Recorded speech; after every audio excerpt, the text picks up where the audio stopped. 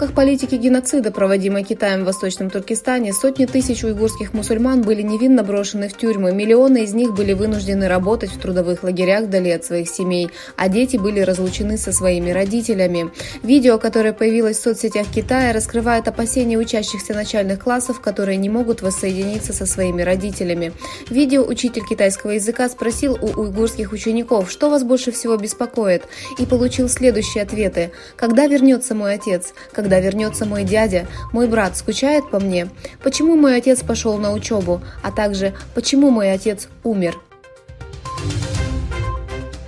Китай меняет название многих мест, в том числе исторических, на китайские под разными предлогами в рамках своего плана китаизации Восточного Туркестана. Xinjiang Daily сообщила 28 февраля, что китайский режим недавно изменил название аэропорта Хатан на аэропорт Хатан-Кунган. В китайских новостях также упоминалось, что могут измениться названия аэропортов в Кашгаре, Аксу и других провинциях.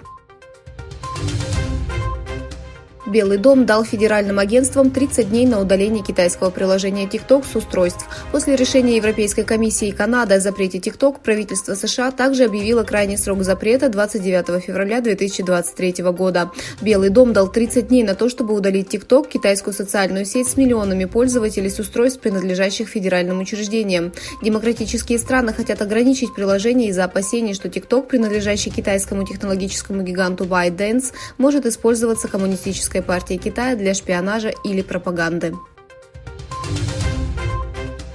The Wall Street Journal пишет, что Министерство обороны США считает, что Китай может использовать гигантские грузовые краны в портах США для шпионской и диверсионной деятельности. В новостях говорится, что некоторые представители национальной безопасности и Пентагона сравнили краны с троянским конем. Также отмечается, что краны оснащены датчиками, которые могут отслеживать контейнеры и предсказывать их место назначения.